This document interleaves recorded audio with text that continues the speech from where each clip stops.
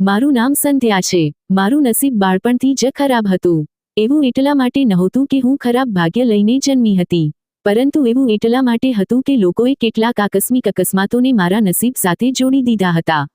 અને જે કંઈ પણ ખોટું થતું તેનો આરોપ મારા પર જ આવતો હતો, જેના કારણે મને મનહૂસ કહેવામાં આવતી હતી અને દરેક ખોટા કામનું કારણ મને જ માનવામાં આવતી હતી. હું તો ખૂબ જ માસૂમ હતી. હું મારા માતા પિતા સાથે એવી રીતે રહેવા માંગતી હતી જેમ દરેક દીકરી રહે છે, પરંતુ મારા નસીબે મને ક્યાંયની ન રહેવા દીધી. એ જ મારા માતા પિતા, જેમના ઘરે ભગવાને મને મોકલી, જેમના ઘરે મારો જન્મ થયો, તેમણે મને પોતાની દીકરી માનવાનો ઇનકાર કરી દીધો. તેમણે પોતાની દીકરીની વાતો પર વિશ્વાસ ન કર્યો અને પોતાની જ દીકરી સાથે પરાયા જેવો વ્યવહાર કરતા રહ્યા. તેનું અસલી કારણ એ હતું કે જે દિવસથી હું જન્મી હતી ત્યારથી મારા પપ્પાનો ધંધો નુકસાનમાં જઈ રહ્યો હતો. પપ્પાને ત્યારથી જ લાગવા માંડ્યું કે જ્યારેથી મારો મનહૂસ પડછાયો તેમના ઘરે પડ્યો છે, ત્યારથી ધીમે ધીમે તેમનું બધું જ બરબાદ થઈ રહ્યું છે. મારા પપ્પા મને નફરત કરવા લાગ્યા હતા. સમય પસાર થતો ગયો અને જેવી હું 18 વર્ષની થઈ તો મારા પપ્પા મને વધુ સહન કરવા માંગતા નહોતા. તેમનું કહેવું હતું કે હવે મારી સહનશીલતાની હદ પૂરી થઈ ગઈ છે. હું આ છોકરીને મારા ઘરમાં હવે વધુ રાખી શકતો નથી. બસ આ 15 વર્ષમાં મારું ખૂબ નુકસાન થઈ ગયું છે. પરંતુ પોતાની જ દીકરીથી છુટકારો મેળવવાનો તેમની પાસે માત્ર એક જ રસ્તો હતો, તેના લગ્ન કરાવી દેવા. તેથી જ મારા પપ્પાએ 18 વર્ષની ઉંમરમાં જ મારા લગ્ન કરવાનો નિર્ણય કરી લીધો હતો. અમારા ઘરે જે નોકર કામ કરતો હતો, રાજુ, તેની સાથે મારા લગ્ન કરાવી દેવામાં આવ્યા હતા. તે મારાથી ઉંમરમાં પૂરા 10 વર્ષ મોટો હતો. તે મને મારતો પીટતો હતો, મારા પર શંકા કરતો હતો અને દરેક રીતે મને હેરાન કરતો હતો. કારણ કે તે જાણતો હતો કે મારા આગળ પાછળ કોઈ નથી, કોઈ મને પૂછવાવાળું નથી. એક દિવસ તે મારા પર પેટ્રોલ નાખીને મને સળગાવવા લાગ્યો. પછી ભગવાને એક એવો ચમત્કાર બતાવ્યો જેના કારણે મારા પતિની આંખો ફાટી રહી ગઈ હતી અને હું ભગવાનના આ ચમત્કારને જોઈને આશ્ચર્યચકિત થઈ ગઈ હતી. મારી પાસે ભાગવાનો ખૂબ સારો મોકો હતો. તેથી મેં મારા પતિને એક જોરદાર ધક્કો માર્યો તો તે જમીન પર પડી ગયો હતો. મેં તેની તરફ ન જોયું અને ઝડપથી ઘરેથી ભાગી ગઈ હતી. ભાગતા ભાગતા હું એક જૂની વસ્તીમાં પહોંચી ગઈ હતી, જ્યાં મેં જોયું કે ઘણા ભિખારીઓ રહેતા હતા. હું પણ ત્યાં તે લોકો સાથે ભિખારણ બનીને ચૂપચાપ રહેવા લાગી. થોડા જ દિવસો પસાર થયા હતા કે ત્યાંથી પસાર થતી એક મોંઘી અને મોટી ગાડી મારી સામે આવીને ઊભી રહી હતી. મને ગાડીનું મારી આગળ ઊભું રહેવું સામાન્ય લાગ્યું હતું, પરંતુ જેવો અંદર બેઠેલો માણસ બહાર ઉતર્યો અને મને જોઈને કહેવા લાગ્યો કે તું ખૂબ જ સુંદર છે, તારા માટે એક ઓફર છે, શું તું મોડેલ બનીશ? આ સાંભળતા જ મેં તે માણસની વાત તરત માની લીધી હતી, કારણ કે હું પણ મારી જિંદગીથી ખૂબ કંટાળી ગઈ હતી. મેં મારા બધા નિર્ણયો હવે ભગવાનના ભરોસે છોડી દીધા હતા. તે માણસ મને પોતાની સાથે લઈ ગયો, પરંતુ ત્યાં તો જઈને મારી જિંદગી વધુ. મારા માતા પિતાએ જબરજસ્તીથી મારા લગ્ન અમારા ઘરના જ નોકર સાથે કરાવી દીધા. જો કે હું આ લગ્ન કરવા માંગતી નહોતી. મારી ઉંમર 18 વર્ષની હતી અને આ ઉંમરની છોકરીઓ પોતાના શોખ પૂરા કરે છે, ભણતર કરે છે, પોતાના માતા પિતાની લાડલી હોય છે. પરંતુ હું મારા માતા પિતાની લાડલી બિલકુલ નહોતી. એકમાત્ર દીકરી હોવા છતાં પણ હું તેમની લાડલી નહોતી. લગ્ન પછી મેં વિચારી લીધું હતું કે પતિનું ઘર જ મારું પોતાનું ઘર છે. તેથી મેં મારા પતિના ઘરમાં એ દરેક કામ કર્યા જેનાથી મારો પતિ ખુશ થઈ શકે. હું તેને ખુશ રાખવાની અને તેનું દિલ જીતવાની દરેક રીતે કોશિશ કરતી હતી. પરંતુ દિવસેને દિવસે તેનું વર્તન એટલું વધારે ખતરનાક થતું જતું હતું કે તે મને ઘરેથી બહાર પણ નીકળવા દેતો નહોતો. હું તેના ઘરમાં કેદ થઈને રહી ગઈ હતી. હું તેને કહેતી હતી કે હું તમારી પત્ની છું, મારા સિવાય મારું કોઈ નથી. પરંતુ તેના મગજમાં ખબર નહીં શું ભૂત સવાર રહેતું હતું. હું જો તેને કોઈ સફાઈ આપતી તો તે સાંભળવા માટે બિલકુલ તૈયાર થતો નહોતો. ક્યારેક ક્યારેક તો તે કહેતો હતો કે તારા જેવી સ્ત્રીઓ વફાદાર નથી હોતી, કારણ કે જો તું વફાદાર અને ઇજ્જતદાર હોત તો તારા પિતાએ તને મારા હવાલે ન કરી હોત. મેં તો તારી સાથે લગ્ન કરીને ભૂલ જ કરી છે. મારે તારી સાથે લગ્ન ન કરવા જોઈતા હતા. અરે, તારો બાપ કેટલો અમીર માણસ હતો. પોતાની દીકરીથી છુટકારો મેળવવા માટે તેણે પોતાના જ ઘરના નોકર સાથે લગ્ન તો કરાવી દીધા, પરંતુ ખાલી હાથે પોતાની દીકરીને મારા હવાલે કરી દીધી. તેના શબ્દો મારા દિલને ચાળણી કરી નાખતા હતા. તેના તે શબ્દો મારા અસ્તિત્વ પર જખમની જેમ નિશાન છોડી જતા હતા. પરંતુ હું ચૂપ રહેતી હતી. મારું મન કરતું હતું કે હું જોર જોરથી ચીસો પાડીને રડું, બધું તોડી ફોડી નાખું. અને પછી જ્યારે હું મારી જાતને અરીસા સામે ઊભી કરીને મારી જાતને જ સવાલ કરતી હતી કે આખરે મારી જિંદગી આટલી મુશ્કેલ કેમ છે? કેમ મેં આખી જિંદગી લોકોની નફરત જ સહન કરી છે? શું મારી જિંદગીમાં ક્યારેય સુકૂન ન આવી શકે? શું કોઈ મને પ્રેમ કરવાવાળું નથી? શું કોઈ મને ઇજ્જત આપવાવાળું નથી?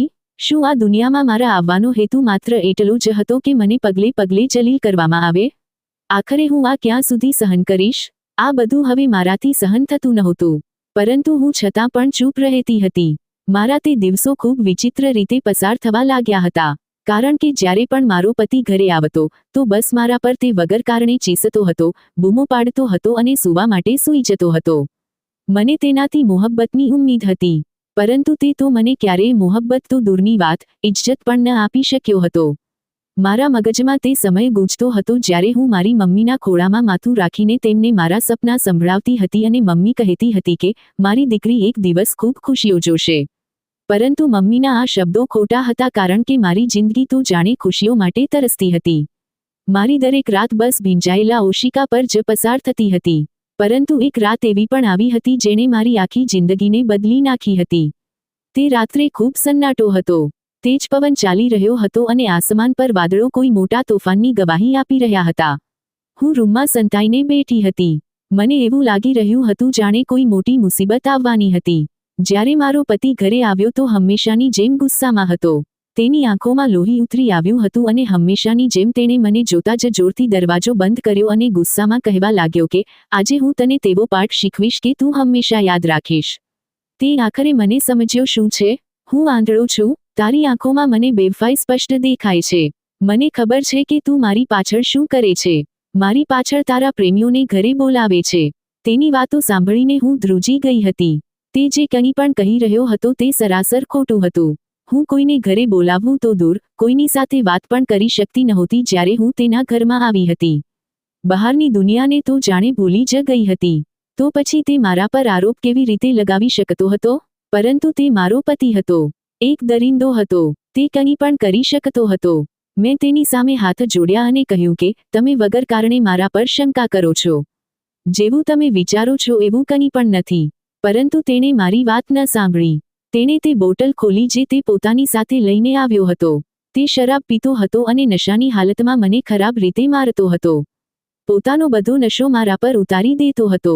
તેણે પહેલા શરાબની બોટલ મોઢે લગાવી અને રૂમમાંથી બહાર નીકળી ગયો. પછી તે એક બીજી બોટલ લઈને આવ્યો. તેણે તેને ખોલી. આ બોટલ જોઈને હું આશ્ચર્યચકિત થઈ ગઈ હતી, કારણ કે તેમાંથી રહેલું પ્રવાહી મારા ઉપર નાખવા લાગ્યો હતો. તે બીજું કંઈ નહીં પરંતુ પેટ્રોલ હતું. પેટ્રોલની ખુશ્બુ જેવી મારી નાકથી આવી, મારા હોશ ઉડી ગયા હતા. હું મારી જાતને બચાવવાની ખૂબ કોશિશ કરી રહી હતી, ચીસો પાડી રહી હતી, બૂમો પાડી રહી હતી, પરંતુ કંઈ ન થઈ શક્યું. અને પછી તે થયું જેણે મારો સંબંધ નાસિકના એક નાના વિસ્તારથી છે, જ્યાં હું મારા મમ્મી પપ્પા સાથે એક મોટી કોઠીમાં રહેતી હતી. આમ તો હું મારા માતા પિતાની એકમાત્ર દીકરી હતી, પરંતુ મારા પપ્પા છતાં પણ મારાથી ખેંચાયેલા જ રહેતા હતા, કારણ કે તેમને દીકરી નહીં, દીકરો જોઈતો હતો. તેમને હંમેશાથી એક દીકરાની તમન્ના રહી હતી જે તેમના બિઝનેસને સંભાળતો અને તેમની પેઢીને આગળ વધારતો. બસ આ જ મારી ભૂલ હતી કે મેં તેમના ઘરે જન્મ કેમ લીધો, અને આ જ મારા માટે સૌથી મોટી સજા બની ગયો હતો. આમ તો અમે ખૂબ મોટા ઘરમાં રહેતા હતા, પરંતુ મારા પપ્પાનું દિલ હંમેશા મારા માટે નાનું જ રહ્યું હતું. તેમણે ક્યારેય મને મન ભરીને જોઈ પણ નહોતી, પરંતુ મારી મમ્મીનો મારામાં જીવ હતો. તે મને પ્રેમ કરતી હતી. આખરે તેમણે મને પોતાની કુખથી જન્મ આપ્યો હતો. પરંતુ આ વાત પણ મારા પપ્પાને પસંદ નહોતી. મમ્મી મને હંમેશા ગળે લગાવીને ભીની આંખોથી પપ્પાને જોતી હતી અને કહેતી હતી કે આ તમારી દીકરી છે. દીકરી હોવું કોઈ પાપ તો નથી. ભગવાને આપણને એક દીકરી આપી છે, આગળ દીકરો પણ આપશે. હવે જે આપ્યું છે તેની તો કદર કરો. પરંતુ મારા પપ્પા મમ્મીને આ વાત પર ઠપકો આપતા હતા. પપ્પાના દિલમાં મારા માટે ક્યારેય કોઈ અહેસાસ જાગ્યો નહોતો. પપ્પાને દીકરાની ચાહત હતી, પરંતુ જ્યારે હું જન્મી તો મમ્મી ફરી ક્યારેય માં બની શકી નહોતી. તેમને ઉમ્મીદ હતી કે તે માં બની જશે, પરંતુ એવું ન થઈ શક્યું અને આરોપ પણ મારા પર જ આવ્યો. પપ્પા મમ્મીને કહેતા હતા કે આ બધું તારી મનહૂસ દીકરીના પડછાયાનું પરિણામ છે. જો આ દુનિયામાં ન આવી હોત તો દીકરો હોત, અને કદાચ દીકરાના પગલાં શુભ હોત જેના કારણે તું આગળ પણ માં બની શકતી. તે તો કહ્યું હતું કે હું રાહ જોઉં, ભગવાન મને દીકરો પણ આપશે. પરંતુ આ 4 વર્ષની થઈ ગઈ છે અને હજુ સુધી તું ગર્ભવતી થઈ નથી. તો પછી હું આગળ પણ શું ઉમ્મીદ રાખું? અને ડોક્ટર પણ એવું જ કહે છે કે તું ક્યારેય માં બની શકીશ નહીં. મમ્મી પપ્પાની વાત સાંભળીને ચૂપ રહેતી હતી. મજબૂર થઈને પપ્પાએ દીકરાની તમન્ના પૂરી કરી જ લીધી હતી. એક છોકરાને દત્તક લઈ લીધો હતો અને તેનું નામ તેમણે વિરાજ રાખ્યું હતું અને તે પણ મારી જ ઉંમરનો હતો. મારા પપ્પા તેને ખૂબ પ્રેમ કરતા હતા, એવું જાણે કે તે તેમનું જ લોહી હોય. વિરાજ આવ્યા પછી મારા માટે ઘરનું વાતાવરણ વધુ અજાણ્યું થઈ ગયું હતું. પપ્પાએ જાણે પોતાનું બધું ધ્યાન વિરાજને જ આપવાનું શરૂ કરી દીધું હતું. તે તેની સાથે બેસતા હતા, તેને ખોળામાં લેતા હતા, તેને પ્રેમ કરતા હતા, તેની દરેક ખ્વાહિશ પૂરી કરતા હતા, તેને નવા નવા રમકડાં અપાવતા હતા, તેને સ્કૂલ મૂકવા માટે પણ પોતે જ જતા હતા અને દરેક નાનામાં નાના કામ પર પણ તેની તારીફ કરતા હતા. જ્યારે હું ચૂપચાપ છુપાઈને આ બધો તમાશો જોતી રહેતી હતી. વિરાજ માટે પપ્પાના હોઠો પર હંમેશા સ્મિત રહેતું હતું, જ્યારે મારા માટે ત્યાં હંમેશા નફરત અને ખામોશી જ રહેતી હતી અને તેમની આ ખામોશી સમયની સાથે સાથે એક દિવાલમાં બદલાઈ ગઈ હતી. મારા અને પપ્પાની વચ્ચે વધતી જ ચાલી ગઈ હતી. પપ્પા હંમેશા મને લઈને મમ્મી સાથે ઝઘડો કરતા રહેતા હતા. કહેતા હતા કે જો તે આ છોકરીને જન્મ ન આપ્યો હોત તો આજે અમારા ઘરમાં ખુશહાલી જ ખુશહાલી હોત. પપ્પાનું કહેવું હતું કે મારો ધંધો નુકસાનમાં જઈ રહ્યો છે, આ બધું આ મનહૂસના કારણે થઈ રહ્યું છે. મમ્મી પપ્પાની વાતો ચૂપચાપ સાંભળતી રહેતી હતી. મમ્મી મારા માટે બધું જ હતી, મારી દુનિયા, મારી પનાહ અને મારી તાકાત હતી. પરંતુ તે પણ પોતાના પતિની વાતને મારાથી પહેલા અગત્યતા આપતી હતી. પરંતુ છતાં પણ તેમને મારું ખૂબ ધ્યાન હતું. મારું જ્યારે પણ દિલ તૂટતું હતું કે જ્યારે પણ મને પપ્પાની નજરોથી તકલીફ મહેસૂસ થતી હતી, તો મમ્મીનો ખોળો મારા માટે સ્વર્ગ બની જતો હતો. તે મારા વાળમાં હાથ ફેરવતી હતી અને મને કહેતી હતી કે મારી દીકરી, તું તે સૂરજ છે જે એક દિવસ દરેક અંધકારને મિટાવી દેશે. હું દિલમાં જ વિચારતી હતી કે કાશ પપ્પા પણ મમ્મીની જેમ જ વિચારતા હોત. કાશ તે પણ એકવાર મારી આંખોમાં જોઈને મારા અસ્તિત્વનો સ્વીકાર કરી લેતા. તે માની લેતા કે તેમની દીકરી તેમના માટે મનહૂસ નહીં, પરંતુ તેમનું પોતાનું લોહી છે. સમય પસાર થતો ગયો. અમે બંને એક જ સ્કૂલમાં ભણતા હતા, પરંતુ ત્યાં પણ લોકો અમને બંનેને ભાઈ બહેન સમજવાની ભૂલ કરતા નહોતા. તે જાણતા હતા કે રાજને મારા પપ્પાએ દીકરો બનાવ્યો હતો અને તે મને માત્ર એક બોજની જેમ સહન કરતા હતા. રાજ ખરાબ નહોતો, પરંતુ તે તો હંમેશા મારી સાથે સારો વ્યવહાર જ કરતો હતો. અમારી વચ્ચે નાના મોટા ઝઘડા થતા રહેતા હતા, જેમ કે બાળકોમાં થઈ જાય છે. પરંતુ તેના દિલમાં મારા માટે ક્યારેય નફરત નહોતી આવી. તે આ વાત પણ ખૂબ સારી રીતે જાણતો હતો કે પપ્પા મને કોઈ વેલ્યુ આપતા નથી. શરૂઆતમાં તેને પણ મારા જેવી તન્હાઈ મહેસૂસ થઈ હશે, પરંતુ જેમ જેમ પપ્પાએ તેને ગળે લગાવી લીધો હતો, તે મારા મુકાબલામાં સ્પેશિયલ થતો ચાલ્યો ગયો હતો. જ્યારે મારી ઉંમર 10 વર્ષની થઈ, તો પપ્પાને બિઝનેસમાં નુકસાન થવાનું બંધ થયું હતું અને પછી ધીમે ધીમે તેમનો બિઝનેસ વધવા લાગ્યો હતો. તેમણે જલ્દી જ વિરાજને પોતાની સાથે ઓફિસ લઈ જવાનું શરૂ કરી દીધું હતું. તે ઓફિસમાં તેને બધા સાથે મળાવતા હતા. બધાને કહેતા હતા કે પૂરા 10 વર્ષ પછી તેમનો આ જ દીકરો આ કંપનીનો માલિક હશે. સમય પસાર થતો ગયો અને હું મોટી થઈ ગઈ હતી. મારી ઉંમર 15 વર્ષ થઈ ગઈ હતી અને હું ફર્સ્ટ યરમાં હતી અને મમ્મી ઈચ્છતી હતી કે હું આગળ ભણું અને કંઈક બનું. હું ઈચ્છતી હતી કે હું મારી ઓળખ જાતે બનાવું, જેથી એક દિવસ એવો આવે કે પપ્પા ગર્વથી મારું નામ લઈ શકે અને તેમને વિશ્વાસ થઈ જાય કે તેમની દીકરી પણ કંઈક કરી શકે છે. તેમની દીકરી મનહૂસ નથી, પરંતુ હું જાણતી હતી કે મારું આ સપનું ખૂબ દૂર હતું. મારા કોલેજનું છેલ્લું વર્ષ હતું અને જલ્દી જ મારી યુનિવર્સિટી શરૂ થવાની હતી. મારો કોલેજ પૂરો થયો તો યુનિવર્સિટીમાં મારું એડમિશન થયું. હવે મારી ઉંમર 17 વર્ષ થઈ ચૂકી હતી. મારા દિલમાં એક અજીબ ખુશી હતી. એક મમ્મી જ હતી જે દિવસ રાત મારી મદદ કરતી હતી. મારા ડોક્યુમેન્ટ્સ ચેક કરતી હતી, ક્યારેક નવા કપડાં મને ખરીદીને આપતી હતી જેથી મને પપ્પાની નફરત વધુ મહેસૂસ ન થઈ શકે. પરંતુ છતાં પણ પપ્પાના ચહેરા પર એક અજીબ નફરત રહેતી હતી. તે મારી સફળતાને પોતાની ખુશી સમજવાને બદલે પોતાની નિષ્ફળતા સમજવા લાગ્યા હતા. તેમણે ક્યારેય મારી સાથે વાત પણ નહોતી કરી. તે મારાથી સંબંધિત જે પણ વાત કરતા હતા તે મમ્મીથી જ કરતા હતા અને તે અવારનવાર મમ્મીને એવું જ કહેતા હતા કે તારી દીકરી આખરે ભણીને શું કરશે? તેને જવું તો બીજા ઘરે જ છે, તેથી તેના પર આટલો ખર્ચ કેમ કરે છે? આ બધો પૈસો મારા દીકરાના બિઝનેસ પર લાગશે. તેમની આ કડવી વાતો સાંભળીને પણ મમ્મી ચૂપ થઈ જતી હતી. પરંતુ હું તેમની આંખોમાં મારા માટે લડવાની તડપ જોતી હતી. તે ઈચ્છતી હતી કે તેમની દીકરી પોતાની દુનિયા જાતે બનાવી શકે.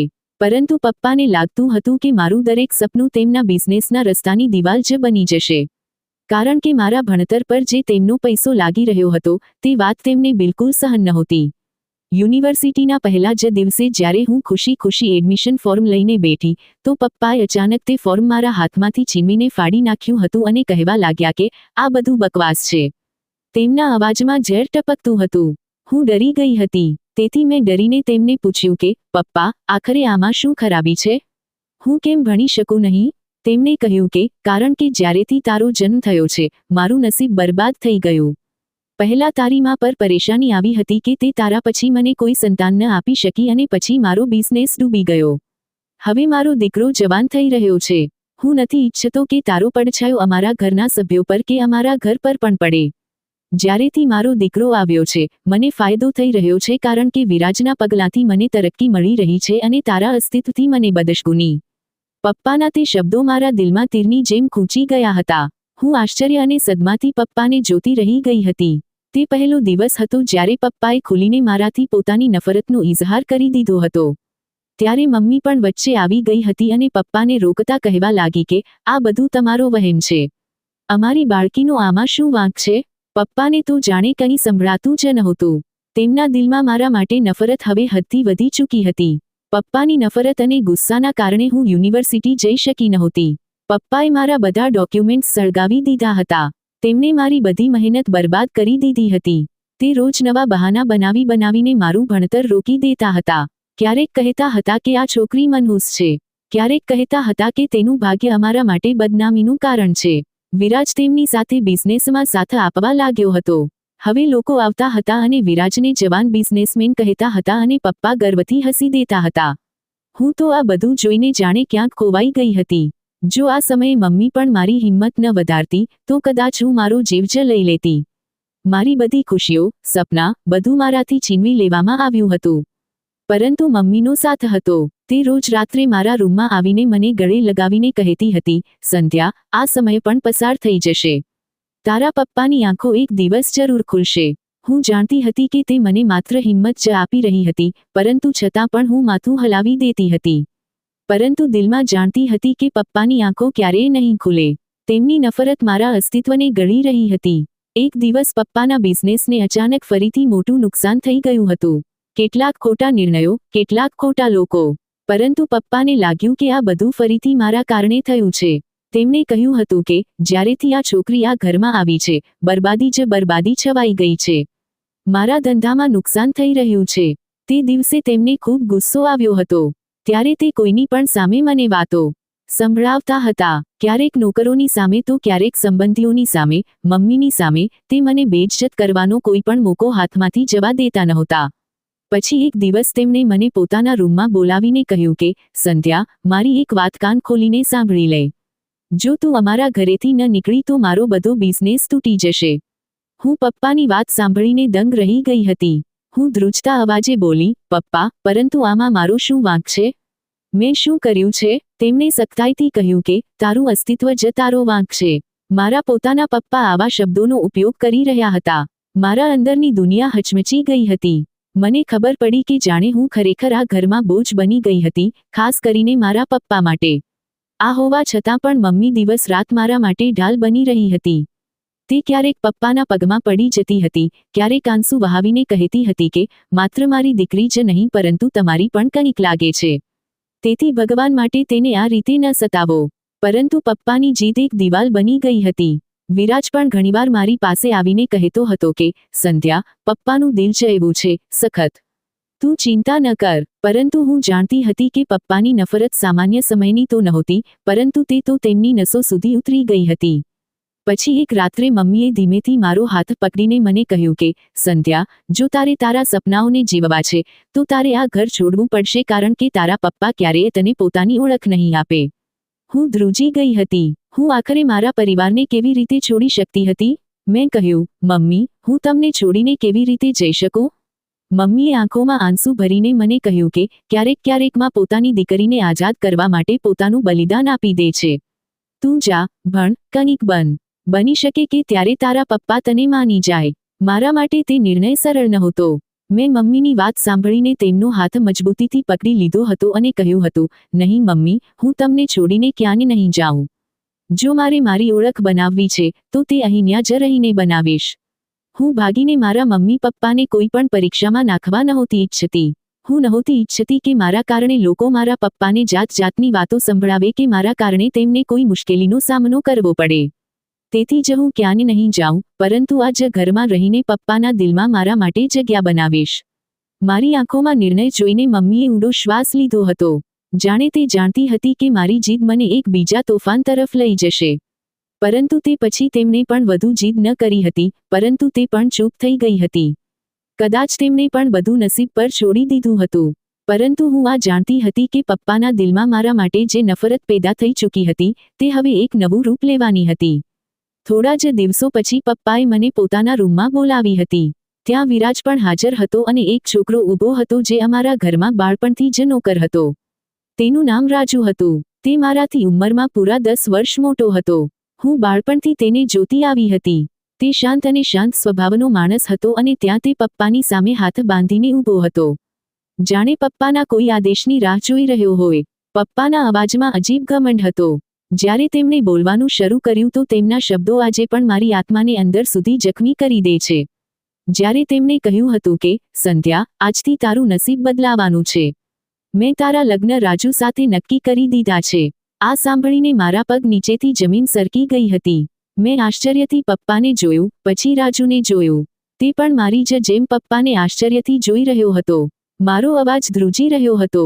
મેં કહ્યું, પપ્પા, તમે આ શું કહી રહ્યા છો? પપ્પાએ મને કાપતી નજરોથી ઘૂર્યો હતો અને કહેવા લાગ્યા કે, હા, તારા માટે આ જ સારું છે. તું મારા બિઝનેસ માટે મનહૂસ છે. ભણતરનો શોખ પણ છોડી દે કારણ કે તારી હેસિયત આનાથી વધુ કંઈ નથી કે તું પણ મારા માટે એક બોજથી ઓછી નથી. પરંતુ હું ચીસ પાડી ઉઠી હતી કે, હું આવું નથી કરી શકતી. પરંતુ મારી અવાજ પહેલા ક્યારેય પપ્પાએ મારી અવાજ નહોતી સાંભળી જે તે દિવસે પણ સાંભળતા, પરંતુ તે દિવસે પણ મારી અવાજ દિવાલોથી ટકરાઈને રહી ગઈ હતી. વિરાજ પણ ચૂપ હતો, જાણે તે પણ પિતાના નિર્ણય પર કંઈ નહોતો કરી શકતો. હું ચીસો પાડતી, બૂમો પાડતી રહી અને વારંવાર પપ્પાને એ જ પૂછતી રહી કે આખરે મારો શું વાંક હતો? તે મને કયા પાપની સજા આપી રહ્યા હતા? પરંતુ પપ્પા તો પોતાનો નિર્ણય સંભળાવી ચૂક્યા હતા જે કોઈ પણ હાલતમાં બદલી શકતો નહોતો. કારણ કે હંમેશાથી અમારા ઘરમાં તે જ થતું આવ્યું હતું જે પપ્પા કહી દેતા હતા. આખી રાત મમ્મી પપ્પાના પગમાં બેઠી રહી હતી, તેમને સમજાવતી રહી હતી કે તે મારા સાથે જે કરી રહ્યા હતા તે અત્યાચાર હતો. ભગવાન માટે તેવું ન કરતા કારણ કે હું તેમની દીકરી હતી, તેમનું લોહી હતી. તે મને બરબાદ ન કરતા. પરંતુ પપ્પાએ એક જ જવાબ આપ્યો હતો કે, જો આ ઘરમાં રહી તો મારો બિઝનેસ હંમેશા માટે ડૂબતો રહેશે. સારું છે કે તેને એવા માણસને આપી દેવામાં આવે જે તેને સહન કરી શકે કારણ કે હું તો હવે તેને આગળ વધુ સહન કરી શકતો નથી. મમ્મીની આંખોમાં આંસુ હતા. તે મને ત્યારે પણ એક જ વાત કહેતી હતી કે હું તેમની વાત માની લેતી અને હંમેશા માટે આ ઘરેથી ચાલી જતી કારણ કે મને ગુમાવવાનું દુઃખ તો કદાચ તે સહન કરી લેતી, પરંતુ જે અત્યાચાર પપ્પા મારા સાથે કરી રહ્યા હતા, કદાચ તે તેને સહન ન કરી શકતી. પરંતુ છતાં પણ મેં હિંમત ન હારી હતી અને હું તેમના ગળે લાગીને રડતા રડતા કહેવા લાગી હતી, મમ્મી, જો તમે મારા સાથે છો તો હું બધું સહન કરી લઈશ. મારા લગ્ન રાજુ સાથે સાદી રીતે થયા હતા. મમ્મીએ એક છેલ્લી વાર પપ્પાને સમજાવવાની કોશિશ કરી હતી. તેમને કહ્યું હતું કે, તમે ખૂબ જ ઉતાવળમાં તમારી દીકરીની જિંદગીનો નિર્ણય કરી રહ્યા છો. અમારા મોટા ઘરમાં માત્ર પપ્પાનો જ હુકમ ચાલતો હતો અને તેમનો જ નિર્ણય છેલ્લો નિર્ણય થતો હતો. તેથી મારી મરજી જાણ્યા વિના મારા અને રાજુના લગ્ન કરી દેવામાં આવ્યા હતા. મેં માત્ર પપ્પાની ખાતર રાજુનો સ્વીકાર કર્યો હતો કે કદાચ પપ્પા મારાથી ખુશ થઈ જશે. તે વિચારશે કે હું તેમની આજ્ઞાકારી દીકરી હતી. પરંતુ પપ્પાએ તો મને ખરેખર બોજ સમજીને બસ તેને પોતાના માથા પરથી ઉતારીને ફેંકી દીધો હતો. અને જેમ સાદી રીતે મારા લગ્ન થયા હતા, તેવી જ રીતે મારી વિદાય પણ કોઈ પણ આશીર્વાદ વિના કરી દેવામાં આવી હતી. અને હું હાથ પર હાથ રાખીને, માથું ઝુકાવીને પપ્પાનો દરેક નિર્ણય માનતી ચાલી ગઈ હતી. આસપાસના બધા લોકો આશ્ચર્યચકિત હતા કે એક અમીર માણસ પોતાની દીકરીના લગ્ન એક નોકર સાથે કેમ કરી રહ્યો છે. પરંતુ મારા પપ્પાએ કોઈની પણ પરવા નહોતી કરી, પરંતુ તે તો ખૂબ જ ખુશ હતા કે તેમણે મારા જેવા બોજને ઉતારી ફેંક્યો હતો. હું લગ્નના સમયે રાજુની પાસે બેઠી હતી. તેની આંખોમાં અજીબ ગર્વ હતો, જાણે તે મારા લગ્ન પછી ખૂબ જ ખુશ હતો. કારણ કે જે ઘરમાં તેણે આખી જિંદગી નોકર બનીને જિંદગી પસાર કરી હતી, હવે તે જ ઘરની એકમાત્ર દીકરીને તેની પત્ની બનાવી દેવામાં આવી હતી. તેણે મારા સાથે 7 ફેરા લીધા હતા. મારી માંગમાં સિંદૂર ભર્યો હતો. એક પળ માટે મારું મન કર્યું કે હું આ બધું છોડીને ક્યાંક દૂર જતી રહું, પરંતુ પછી હું જાણતી હતી કે લગ્નનો ઇનકાર કરવો અને અહીંથી જવાથી પણ લોકો મારા પિતાને જ ખરાબ ભલું કહેશે. મારા દિલ પર ખંજર ચાલી ગયો હતો, પરંતુ છતાં પણ મેં ખામોશીથી લગ્ન કરી લીધા હતા. પરંતુ આ જબરદસ્તીના લગ્નમાં તૂટેલા સપનાનો અવાજ હતો. રાજુ મને પોતાના નાના રૂમમાં લઈ આવ્યો હતો, જે ઘરના પાછલા ભાગમાં હતો. ત્યાં એક જૂની ચારપાઈ, એક ટેબલ અને એક તૂટેલી ખુરશી હતી. હું જે ક્યારેક મોટી કોઠીના રૂમમાં ઉછરી હતી, હવે એક નોકરની પત્ની હતી. લગ્ન પછી થોડા સમય સુધી તો વિરાજ પપ્પાથી છુપાઈને મમ્મીને લઈને મને મળવા માટે આવતો રહ્યો હતો. પછી પપ્પાના ગુસ્સાના ડરના કારણે વિરાજે પણ મને મળવાનું છોડી દીધું હતું. જ્યારે મમ્મી અવારનવાર પપ્પાથી છુપાઈને મને મળવા આવતી હતી, તેમની આંખોમાં આંસુ અને શરમ હતી. પરંતુ હું પણ જાણતી હતી કે મારા સાથે જે કંઈ પણ થયું હતું, આ બધામાં મમ્મીનો તો કોઈ વાંક નહોતો. તે તો પપ્પાની સામે પોતે જ લાચાર હતી. લગ્નને થોડો સમય પસાર થઈ ગયો હતો. મને લાગ્યું હતું કે મેં મારા પપ્પાની દરેક વાત માની હતી. કદાચ તે આ જ વાતનું માન રાખી લેશે અને કદાચ મારી જિંદગી હવે સુકૂનમાં આવી જશે. પરંતુ હું દરેક વખતે જેમ આ વખતે પણ ખોટી સાબિત થઈ હતી. મારો પતિ શરૂઆતમાં તો મારી સાથે ખૂબ સારો વ્યવહાર કરતો હતો. મારી સાથે નરમ દિલ બનીને રહેતો હતો અને ધ્યાન રાખતો હતો. તે મારા સપનાઓ અને દુઃખોને સાંભળવાની જરૂર કોશિશ કરતો હતો. કદાચ તેને પણ આ વાતનો અહેસાસ હતો કે પપ્પાએ મારા સાથે અન્યાય કર્યો હતો. તેથી કદાચ ક્યારેક ક્યારેક તે મારું દર્દ મહેસૂસ કરવાની કોશિશ કરતો હતો. પરંતુ સમયની સાથે સાથે તેના વ્યવહારમાં એક અજીબ બદલાવ આવવા લાગ્યો હતો. એક દિવસ તે મારો મોબાઈલ પોતાના હાથમાં લઈને મને કહેવા લાગ્યો હતો કે, આ મોબાઈલ તને કોણે આપ્યો છે? કોના પૈસાથી તે તેને ખરીદ્યો છે? હું તો તેના અંદાજ પર અને તેની બેતુકી વાત પર આશ્ચર્યચકિત જ રહી ગઈ હતી. હું તો એવું વિચારવા લાગી હતી કે શું તે એવું નથી જાણતો હતો કે મારો સંબંધ કયા ઘરેથી હતો અને મારી પાસે એક મોંઘો મોબાઈલ તો હોઈ જ શકે છે. છતાં પણ તે મને આવો સવાલ કેમ કરી રહ્યો હતો? તે મારો પોતાનો મોબાઈલ હતો લગ્ન પહેલાનો. પરંતુ મને તે દિવસે રાજુના શબ્દોથી ડર મહેસૂસ થયો હતો. ત્યારે જ મેં ડરી ગયેલા અવાજમાં તેનાથી કહ્યું હતું કે, રાજુ, આ તો મારો પોતાનો મોબાઈલ છે. આ તો તમને ખબર જ છે ને કે મારા પપ્પા પાસે દોલત છે. પરંતુ તેણે મારી વાત કાપી અને કહેવા લાગ્યો કે, એવું થઈ જ ન શકે. શું હું સારી રીતે જાણતો નથી કે તારા પિતાને તારી કેટલી પરવા છે? જો તારા પિતાને તારી એટલી જ ચિંતા હોત, તો તે તારા લગ્ન મારી સાથે ક્યારેય ન કરત. તે તો કંઈક એવું જરૂર કર્યું હશે જેના કારણે તેમણે તારા લગ્ન મારી સાથે કરી દીધા છે. નહીંતર એવું તો ક્યારેય ન થઈ શકે કે કોઈ પિતા પોતાની એકમાત્ર દીકરી સાથે આટલો મોટો અત્યાચાર કરે. તેની વાતો સાંભળીને મને ખ્યાલ આવી ગયો હતો કે જ્યારે મારા પપ્પાને જ મારી કોઈ પરવા નહોતી, તો રાજુ પણ જાણી ગયો હતો કે મારા પાછળ કોઈ પણ મને પૂછવા માટે તેની પાસે નહીં આવે. તેથી તે મારા સાથે જેવું ઈચ્છે તેવું વર્તન કરી શકતો હતો. તેને કોઈનો ડર નહોતો. તેના ચહેરા પર શંકા અને ગુસ્સો વધતો ગયો હતો. તેણે કહ્યું કે, આ મોબાઈલ જૂનો છે કે નવો? તને અહીંયા કઈ વસ્તુની કમી છે કે તું છુપાઈને ફોન પર લાગેલી રહે છે? તું કોઈની સાથે વાત કરે છે? તે મારા પર અજીબ નજર નાખવા લાગ્યો હતો. હું તેની સામે મારી મોંઘી વસ્તુઓનો દેખાડો કેમ કરતી? તેની શંકાભરી વાતો સાંભળીને મારી આંખોમાં આંસુ આવી ગયા હતા. મેં તેને વિશ્વાસ અપાવવાની ખૂબ કોશિશ કરી હતી. રાજુ, ભગવાન માટે મારા પર આરોપ ન લગાવો કારણ કે હું તો કોઈની સાથે પણ વાત નથી કરતી. પરંતુ તે મારી વાત સાંભળવા માટે તૈયાર જ નહોતો. તે દિવસથી રાજુના દિલમાં મારા વિશે બદગુમાનીએ જગ્યા બનાવી લીધી હતી કારણ કે તેને કોઈ પણ કંઈ કહેવાવાળું નહોતું. તે મને પોતાની હુકુમત સમજવા લાગ્યો હતો. તે અવારનવાર મારી નાની નાની વાતોને ખોટો વળાંક આપવા લાગતો હતો. જો હું થોડી પણ મોડી પાણી લઈ આવતી તો કહેતો, શું તું કોઈને મેસેજ કરી રહી હતી જે આટલો સમય લગાડીને આવી છે? જો હું ક્યારેક થોડી ઉદાસ લાગતી તો કહેતો, શું તને મારાથી લગ્ન પર અફસોસ થઈ રહ્યો છે કે હજુ પણ કોઈ બીજો તારા દિલમાં છે જેના કારણે તારા પિતાએ તારાથી પોતાનો દરેક સંબંધ, દરેક નાતો તોડી દીધો છે?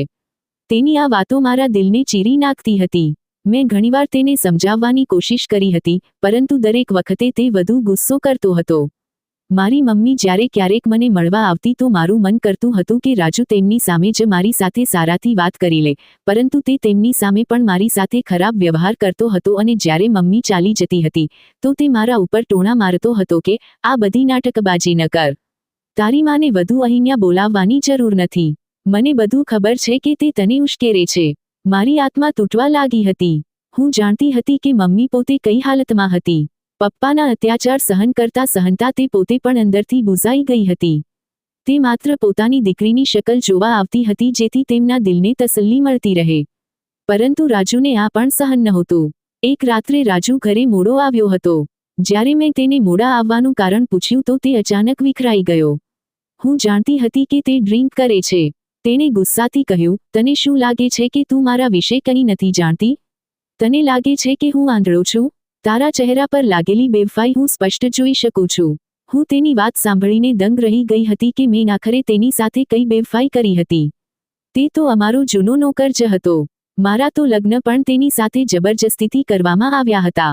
પરંતુ છતાં પણ હું તેની ઇજ્જત કરતી હતી, એવું વિચારીને કે કદાચ તે મને સમજી જશે.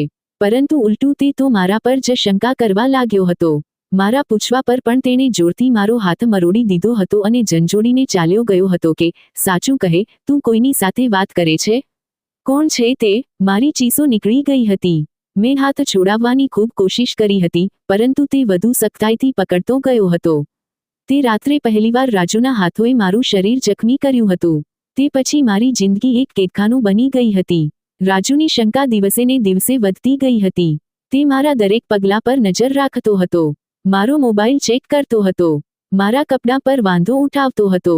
જો હું થોડી પણ હસી દેતી તો કહેતો હતો કે, કોના વિચારોમાં ખોવાઈ ગઈ છે? મમ્મીને પણ કદાચ પપ્પાએ ના પાડી દીધી હતી, ત્યારે જ તો તેમણે મને મળવા આવવાનું બંધ કરી દીધું હતું. હું અંદર જ અંદર ઓગળવા લાગી હતી. મારું દિલ ઈચ્છતું હતું કે ચીસો પાડીને બધાને મારી બેગુનાહી અને બેકસૂર હોવાનો વિશ્વાસ અપાવું, પરંતુ મારી સાંભળવાવાળું કોઈ પણ નહોતું. દરેક વખતે મારો ગળો સુકાઈને રહી જતો હતો. હું માત્ર ચૂપચાપ આંસુ વહાવતી રહી જતી હતી. હજુ તો હું સદમામાંથી પણ નીકળી નહોતી શકી કે મારા પિતાએ મને મારી જમા સાથે મળવાની ના પાડી દીધી હતી, તો બીજી તરફ રાજુ પણ મારા પર વગર કારણે રોકટોક અને સખ્તાઈ કરવા લાગ્યો હતો. તે મને ન તો તડકામાં રૂમમાંથી નીકળવા દેતો હતો અને ન તો રાતના અંધારામાં હું મારા રૂમમાંથી નીકળી શકતી હતી, કારણ કે તેને લાગતું હતું કે મારી કોઈની સાથે મિત્રતા હતી. હું કોઈને પ્રેમ કરતી હતી. ત્યારે જ તો મારા પિતાએ મારા લગ્ન તે નોકર સાથે કરી દીધા હતા. આખરે એક દિવસ મમ્મી ખૂબ મુશ્કેલીથી છુપાઈને મારી પાસે આવી ગઈ હતી. તેમણે મને જોયું તો મારા ચહેરા પર ઘા અને આંખોની આસપાસ સોજો જોઈને ધ્રુજી ગઈ હતી. મેં જૂઠું બોલવાની કોશિશ કરી હતી, પરંતુ તે મારી માં હતી અને માની આંખ ક્યારેય છેતરાઈ ન શકે. તે મારો ચહેરો પકડીને રડવા લાગી હતી અને મને કહેવા લાગી કે, મેં મારી દીકરી માટે હંમેશા ખુશીઓની પ્રાર્થના કરી હતી. આ કેવું ભાગ્ય છે જેમાં તારા ભાગમાં માત્ર દુઃખ જ આવ્યા છે. મેં તને કહ્યું પણ હતું કે તું આ બધાથી ક્યાંક દૂર ભાગી જા, પરંતુ તે મારી વાત કેમ ન માની? મેં તેમનો હાથ પકડીને તેમને સમજાવવા ચાહ્યું હતું. કહ્યું હતું કે, મમ્મી, તમે કંઈ નહીં કહેશો. જો પપ્પાને ખબર પડી ગઈ કે તમે મને મળ્યા છો તો તે તમને વધુ તકલીફ આપશે. તેથી ખૂબ મુશ્કેલીથી મેં મમ્મીને ના પાડી દીધી હતી કે તે મને મળવા માટે ન આવે, કારણ કે હું નહોતી ઈચ્છતી કે મારા કારણે પપ્પા તેમના પર પણ કોઈ અત્યાચાર કરે. મેં રાજુનું દિલ જીતવાની કોશિશ કરી હતી, પરંતુ તેનું વર્તન હવે પૂરી રીતે અત્યાચારી બની ચૂક્યું હતું. તે મને ઘરેથી નીકળવા પણ દેતો નહોતો. જો હું બારીમાં બેસીને ગલીમાં રમતા બાળકોને પણ જોતી હતી તો તે મારા પર ત્યારે પણ શંકા કરતો હતો અને કહેતો હતો કે, કોને જોઈ રહી હતી? કોની સાથે વાતો કરી રહી હતી? હું દરેક વખતે સફાઈ આપતી હતી, પરંતુ તે માનવા તૈયાર થતો નહોતો. ક્યારેક તે કહેતો હતો કે, તારા જેવી છોકરીઓ વફાદાર નથી હોતી. કારણ કે જો તું વફાદાર અને ઇજ્જતદાર છોકરી હોત તો તારા પિતા ક્યારેય તને મારા હવાલે ન કરત. મેં ભૂલ કરી તારી સાથે લગ્ન કરીને. તેના શબ્દો મારા દિલને ચાળણી કરી નાખતા હતા. તેના શબ્દો મારા દિલ પર જખમ છોડી જતા હતા. પરંતુ હું ચૂપ રહેતી હતી. મારું મન કરતું હતું કે હું જોરથી ચીસો પાડું, બધું છોડી દઉં અને પછી મારી જાતને અરીસા સામે ઊભી કરીને મારી જાતને જ પૂછું કે, આખરે તું પથ્થરની બનેલી છે કે શું? આખરે તું ક્યાં સુધી આ બધું સહન કરીશ? પરંતુ છતાં પણ ચૂપ રહી. મારા તે દિવસો ખૂબ વિચિત્ર પસાર થવા લાગ્યા હતા. કારણ કે જ્યારે પણ તે ઘરે આવતો તો મારા પર વગર કારણે બૂમો પાડવાનું શરૂ કરી દેતો હતો અને સૂવા માટે સૂઈ જતો હતો. મારા મગજમાં તે ક્ષણો આવવા લાગ્યા હતા જ્યારે હું મમ્મીના ખોળામાં માથું રાખીને મારા સપના તેમને સંભળાવતી હતી અને મારી મમ્મી કહેતી હતી કે, મારી દીકરીની જિંદગીમાંથી એક દિવસ બધી પરેશાનીઓ નીકળી જશે અને તે હંમેશા ખુશ રહેશે. હવે મારી દરેક રાત બસ ભીંજાયેલા ઓશિકા પર જ પસાર થતી હતી. પરંતુ એક રાત એવી પણ આવી હતી જેણે મારી જિંદગી બદલી નાખી હતી. તે રાત્રે ખૂબ સન્નાટો હતો. પવન તેજ ચાલી રહ્યો હતો અને આસમાન પર ઘેરા વાદળો છવાયેલા હતા જે આ ગવાહી આપી રહ્યા હતા કે કોઈ ખૂબ મોટું તોફાન આવવાનું છે. હું રૂમમાં બેઠી રડી રહી હતી. એવું લાગી રહ્યું હતું જાણે કોઈ મોટી મુસીબત આવવાની હતી. રાજુ ઘરે આવ્યો તો હંમેશાની જેમ ગુસ્સામાં હતો. તેની આંખોમાં લોહી ઉતર્યું હતું. હંમેશાની જેમ તેણે મને જોતા જ જોરથી દરવાજો બંધ કરી દીધો અને બૂમો પાડતા કહેવા લાગ્યો, આજે તને તેવો પાઠ શીખવીશ કે તું હંમેશા માટે યાદ રાખીશ. તને શું લાગ્યું કે હું મૂર્ખ છું? તું મારી સાથે જે ઈચ્છે તે કરતી રહીશ? તું મારી સાથે બેવફાઈ કરી રહી છે. હું આંધળો નથી. મને તારી બેવફાઈ સ્પષ્ટ દેખાય છે. હું ખરાબ રીતે ડરી રહી હતી. હાથ જોડીને તેનાથી વિનંતી કરવા લાગી કે, જેવું તમે વિચારો છો એવું બિલકુલ નથી. હું માત્ર તમારી પત્ની છું. તેણે કહ્યું કે, નહીં, મને તારી વાતનો વિશ્વાસ નથી. તેણે મારી વાતનો વિશ્વાસ ન કર્યો હતો. તેણે શરાબ પીધા પછી એક કેન કાઢી અને તેનું ઢાંકણું ખોલીને મારા પર નાખવા લાગ્યો હતો. તે પેટ્રોલ હતું. પેટ્રોલની ખુશ્બુ જેવી મને આવી તો મારા હોશ ઉડી ગયા હતા. મારી સમજમાં નહોતું આવી રહ્યું કે આખરે તે મારા પર પેટ્રોલ કેમ નાખી રહ્યો છે. એક ક્ષણ માટે મને લાગ્યું કે જાણે મારા શ્વાસ બંધ થઈ ગયા છે. મારી ચીસો ગળામાં દબાઈ ગઈ હતી. મેં હાથ જોડ્યા હતા. તેને કહ્યું હતું કે, મને માફ કરી દો. જો કે, મારી કોઈ ભૂલ પણ નહોતી. પરંતુ જ્યારે તે માચીસ સળગાવવાનો જ હતો કે અચાનક વીજળી ચમકી. ગાજવાનો અવાજ એટલો તેજ હતો કે ચમક સાથે સાથે વાદળ ફાટવા લાગ્યું હતું. મારું દિલ જોરથી ધડક્યું હતું. એક ક્ષણ માટે રાજુનું ધ્યાન હટી ગયું. ત્યારે જ મેં મોકાનો ફાયદો ઉઠાવ્યો અને તેને જોરથી ધક્કો માર્યો હતો અને પોતે જોરથી ભગવાનનું નામ લઈને દરવાજા તરફ દોટ લગાવી દીધી હતી. તે સમયે મારા પગ જમીન પર નહોતા, પરંતુ હવામાં ઉડી રહ્યા હતા. હું તેજ ભાગી રહી હતી. તે પાછળથી બૂમો પાડી રહ્યો હતો, પાછી આવ, નહીંતર તને જીવથી મારી નાખીશ. પરંતુ મેં પાછળ જોવાની હિંમત નહોતી કરી અને તેજ વરસાદ વરસવા લાગ્યો હતો. મારા કપડાં ભીંજાઈ ગયા હતા. શ્વાસ ઉખડવા લાગ્યા હતા. પરંતુ હું રોકાવાવાળી નહોતી. મારા જીવની સાથે સાથે મારી આત્મા પણ આઝાદ થવા માટે તડપી રહી હતી. બધી ગલીઓ સુમસામ હતી. મારા શરીરમાંથી પેટ્રોલની ગંધ આવી રહી હતી. વરસાદથી પણ તે ખતમ નહોતી થઈ શકી. હું ધ્રુજતા હાથોથી મારા ચહેરાને સ્પર્શ કરવા લાગી હતી. મારા કાનમાં રાજુનો અવાજ ગુંજી રહ્યો હતો કે, આજે હું તને પાઠ શીખવીશ. હું વિચારી રહી હતી કે હું માત્ર પત્ની નહીં, પરંતુ એક ઇન્સાન પણ હતી. મને પણ તો જીવવાનો હક હતો. દરેક વળાંક પર મને લાગતું હતું કે કોઈ મારો પીછો કરી રહ્યું હતું. ઘણા કલાકો ભાગ્યા પછી મને એક સુમસામ જગ્યાએ નાની નાની ઝૂંપડીઓ નજર આવી હતી. તો હું થાકતી ચૂર થઈને અને ભૂખથી બેહાલ થઈને ડરના કારણે પણ આ વસ્તીમાં દાખલ થઈ ગઈ હતી. તે કદાચ ભિખારીઓની વસ્તી હતી. પરંતુ મને વિશ્વાસ હતો કે ત્યાં મને મારા પપ્પા કે રાજુ શોધી નહીં શકે. તેથી હું નિશ્ચિંત થઈને એક ઝૂંપડીની બહાર બેસી ગઈ હતી. તે ઝૂંપડી કદાચ કોઈ વૃદ્ધ સ્ત્રીની હતી.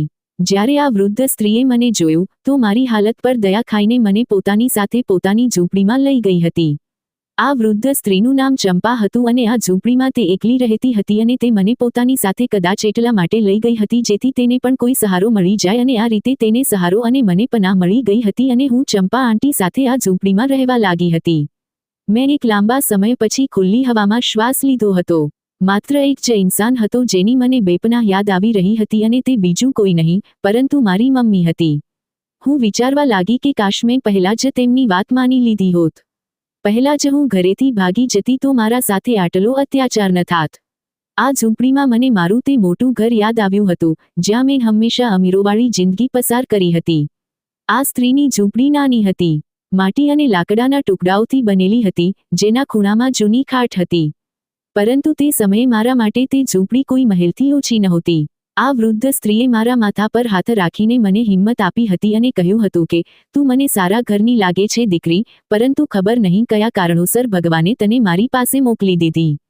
ભગવાન જેને ચાહે, જ્યાં ચાહે પહોંચાડી દે છે. હું આ સ્ત્રીના સફેદ ચહેરાને જોઈને આશ્ચર્યચકિત હતી. તે પંખ માંગવાવાળી સ્ત્રી આખો દિવસ વસ્તીના દરવાજાઓ પર ભીખ માંગવા જતી હતી, પરંતુ તેની આંખોમાં એક અજીબ માં જેવી નરમાઈ હતી. તે રાત્રે હું તેની સાથે ચૂલાની પાસે સંતાઈને સૂઈ ગઈ હતી. મારી આંખોમાં વારંવાર મમ્મીનો ચહેરો આવતો હતો અને હું વિચારતી હતી કે કાશ પપ્પાએ મને પોતાની દીકરી માની હોત તો મને આ રીતે રજળપાટ ન કરવી પડતી. જ્યારે મને તે ઝૂંપડીમાં 2 દિવસ પસાર થઈ ગયા, તો એક દિવસ તે મને કહેવા લાગી કે, અમે પણ ભિખારી લોકો છીએ. ભીખ જ અમારો સહારો છે. જો તારા દિલને ખરાબ ન લાગે તો તું મારી સાથે ભીખ માંગવા માટે ચાલજે. મેં ચોંકીને તેમની તરફ જોયું હતું અને કહ્યું કે, આંટી, મને તો કંઈ પણ નથી આવડતું. પરંતુ તે હસવા લાગી અને કહેવા લાગી કે, ભીખ માંગવા માટે કંઈ પણ શીખવાની જરૂર નથી હોતી. બસ પોતાના આંસુ બતાવવા જ પૂરતા હોય છે. આ રીતે મારો નવો સફર શરૂ થઈ ચૂક્યો હતો. મેં મારા ચહેરા પર એક જૂનો દુપટ્ટો લપેટી લીધો હતો જેથી કોઈ મને ઓળખી ન શકે. પછી ધીમા ધીમા પગલાં સાથે આંટી સાથે ગલી ગલી દરવાજા પર ઊભી થઈ જતી હતી. તે લોકોને અવાજ લગાવતી હતી અને હું તેમની પાછળ છુપાઈ જતી હતી. ક્યારેક કોઈ રોટલી ફેંકી દેતું હતું, ક્યારેક કોઈ વધેલી શાકભાજી આપી દેતું હતું, ક્યારેક લોકો ઠપકો આપી દેતા હતા, ક્યારેક મજાક ઉડાવતા હતા. પરંતુ આ બધા વચ્ચે મને એક સુકૂન હતો કે હવે કોઈ રાજુ મારા પાછળ નથી. ભિખારણ બનવું મારા માટે સરળ નહોતું. શરૂઆતમાં જ્યારે લોકો ઘૂરીને મને જોતા હતા તો મારું માથું ઝૂકી જતું હતું. જ્યારે કોઈ બાળકીને પાછળ હટાવીને કહેતો હતો કે ચલ હટ, ભિખારણ આવી ગઈ છે, આ સાંભળીને તો મારી આંખોમાં આંસુ આવી જતા હતા. હું અવારનવાર વિચારતી હતી કે શું આ જ મારું નસીબ હતું. પપ્પાએ મને રાજુના હવાલે કરી હતી. રાજુએ મારી આત્મા સળગાવી દીધી હતી અને હવે હું એકલી ભિખારણ બની ગઈ હતી. પરંતુ દરેક પગલા પર ચંપા આંટી કહેતી હતી કે આ ભીખ નથી, આ ભગવાનનું આપેલું છે. અમે મહેનતવાળા નહીં પરંતુ સબ્રવાળા છીએ. તેમની વાતો મારા દિલને સહારો આપતી હતી. દરેક રાત્રે જ્યારે હું ઝૂંપડીમાં પાછી જતી હતી તો હું ટુકડા ટુકડા રોટલી ખાતા વિચારતી હતી કે કાશ મમ્મી મારી પાસે હોત.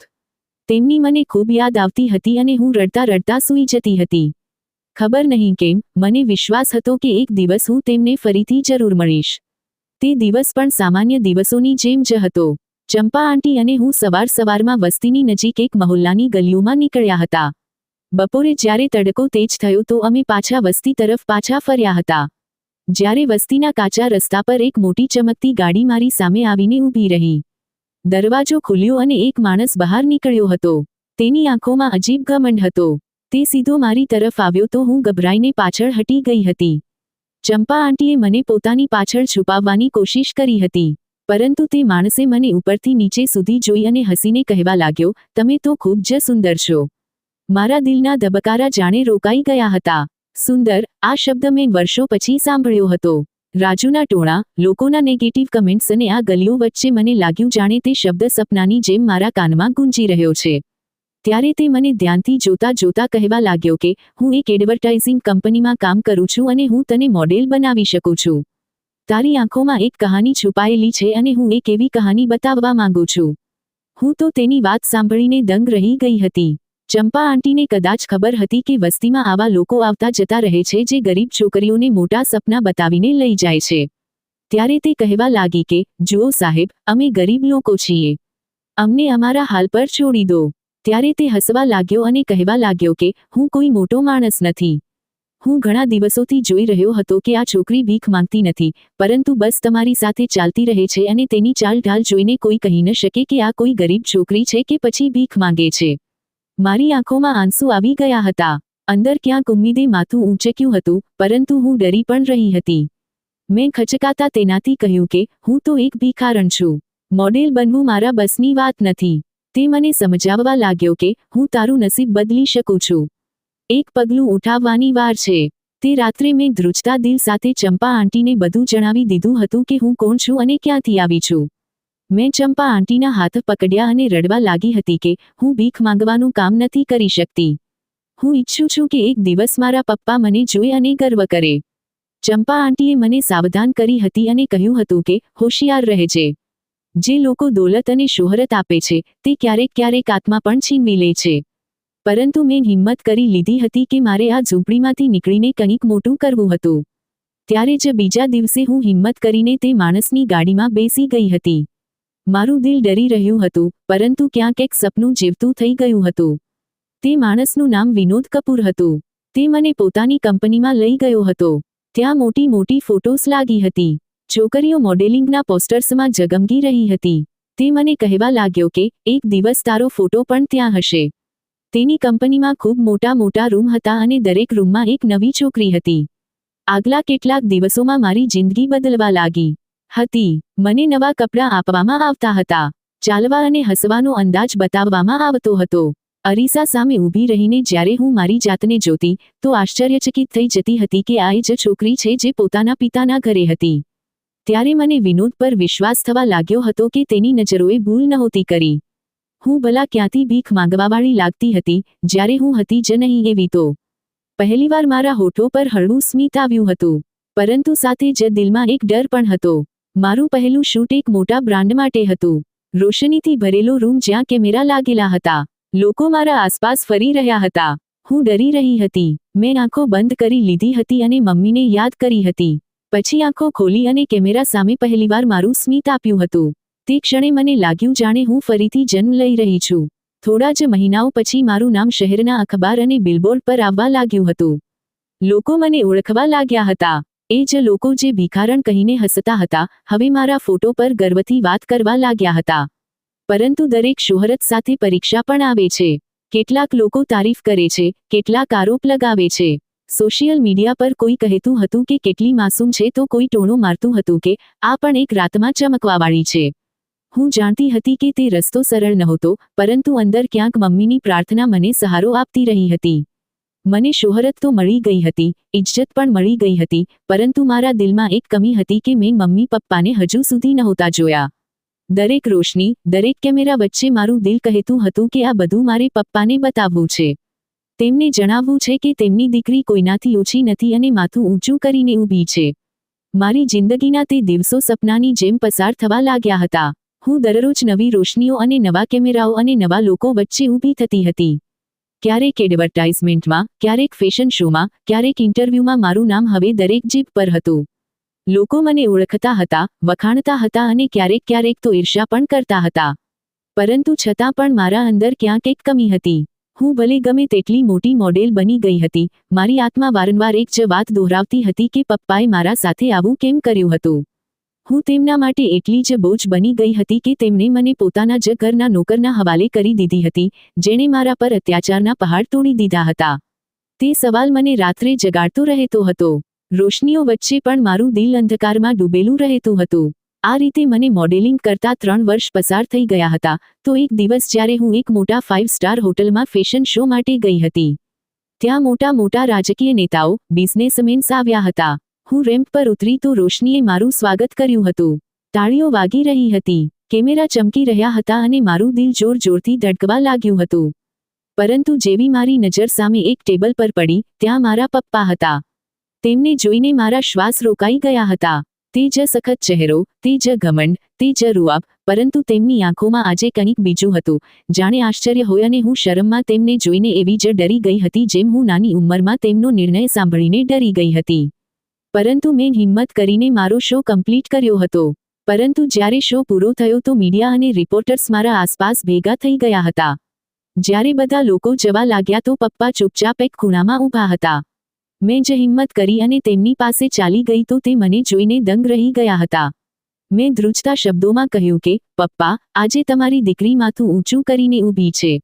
શું તમને યાદ છે તમે મને શરાબી અને દરિંદા રાજુ જેવા હલકા માણસના હવાલે કરી દીધી હતી? શું તમે ક્યારેય વિચાર્યું પણ હતું કે તે દિવસ મારી જિંદગીને નર્ક બનાવી દેશે? પપ્પાએ પોતાની નજરો ઝુકાવી લીધી હતી. તેમની આંખોમાં પહેલીવાર ઘમંડની જગ્યાએ પસ્તાવો હતો. ત્યારે પણ તે મારી સામે તૂટી ગયા હતા. આખરે હું તેમની દીકરી હતી, તેમનું લોહી હતી. તેમનું દિલ એટલું પણ સખત નહોતું થઈ શકતું. તેમણે જાણે મારી સામે પોતાનું દિલ ખોલીને રાખી દીધું હતું. કહ્યું કે, દીકરી, મેં વિચાર્યું કે છોકરી બોજ હોય છે. મેં મારા ઘમંડ માટે તને બલિદાન આપી દીધું હતું. મને તો હંમેશાથી દીકરો જોઈતો હતો, પરંતુ હું ભૂલી ગયો હતો કે દીકરી પણ કોઈનાથી ઓછી નથી હોતી અને આજે મેં જોઈ લીધું છે કે તું કોઈનાથી ઓછી નથી. મારી આંખોમાંથી આંસુ વહેવા લાગ્યા હતા. મારું મન કરી રહ્યું હતું કે હું તેમના પર ચીસું, તેમનાથી બદલો લઉં, પરંતુ મારું દિલ એટલું સખત નહોતું. જ્યારે મારા પપ્પાએ મને અપનાવી લીધી, તો આનાથી વધીને મને બીજું કંઈ નહોતું જોઈતું. આજે હું અને વિરાજ મળીને પપ્પાનો બિઝનેસ સંભાળી રહ્યા છીએ અને સાથે હું મોડેલિંગ પણ કરી રહી છું. ચંપા આંટીને પણ હું પોતાની સાથે જ લઈને આવી ગઈ છું કારણ કે મુશ્કેલ સમયમાં તેમણે મારો સાથ આપ્યો હતો. મારી હિંમત બાંધી હતી.